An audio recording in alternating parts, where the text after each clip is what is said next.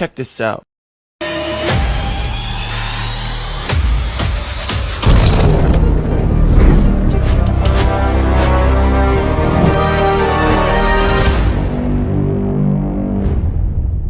Hi everyone, I'm Jorelyn, the team leader of our Arduino project, and I'm excited to introduce the team that made this possible. First, we have Christian, our programmer. He focused on writing the Arduino code to make sure all the parts and functions work properly. Next is Rizel, our analyst, who helped us understand what the project needed and guided us with the right planning and data.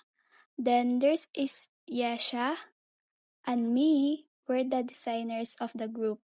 We worked together to build the actual setup, connecting the components, arranging the parts, and making sure everything was working as planned. Arduino project number 9, Autolight.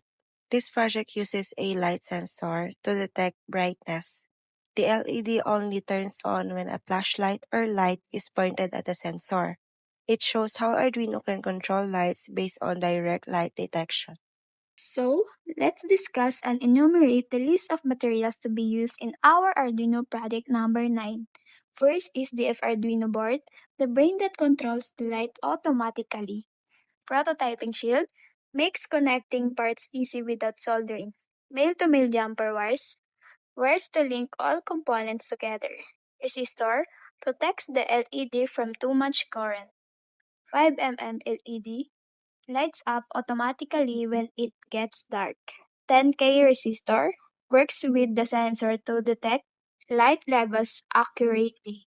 And the last one, light sensor, detects the brightness of the surroundings. And that's all we need in our project number 9, so let's get to the exciting part.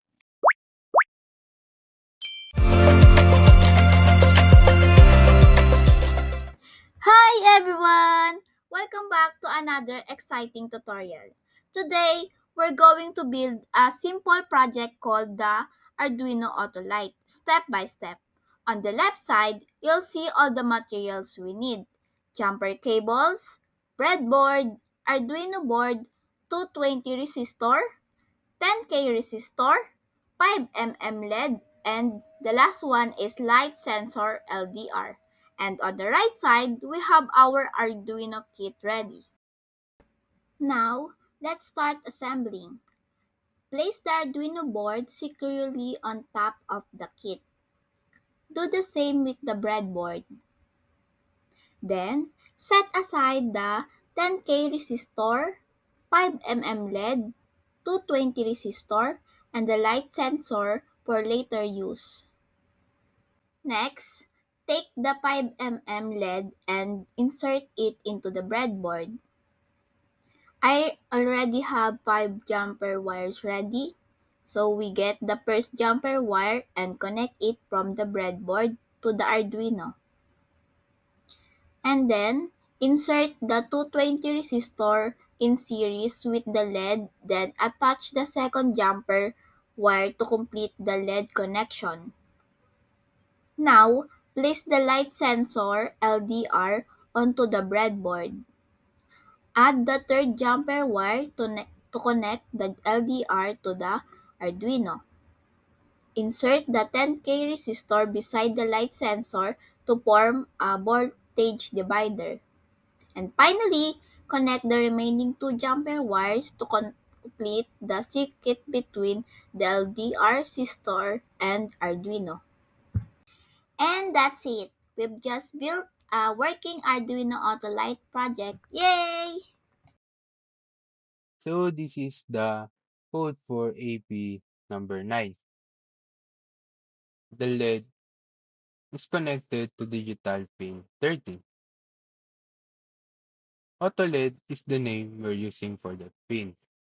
For the void setup, pin mode, auto LED output sets pin 13 as an output pin, so it can the LED on or off.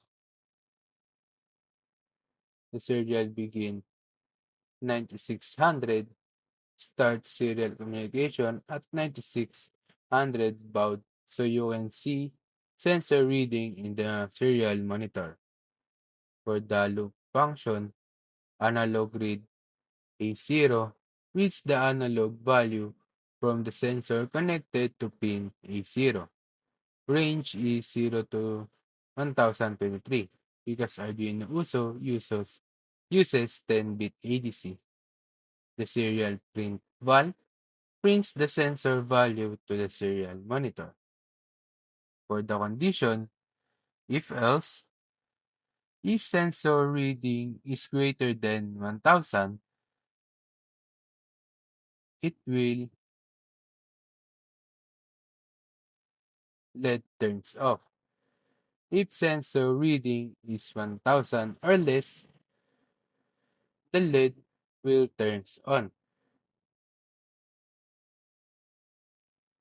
For the delay is 500.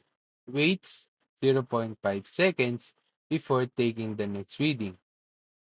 This program reads an analog sensor on A0, like a light sensor, potentiometer, or other analog device.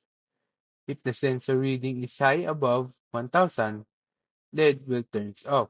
If the sensor reading is low, 1000 or below, LED turns on. The sensor value are printed to the serial monitor, so you can see them into real time. At the starting of the week, at Summit Talks, you'll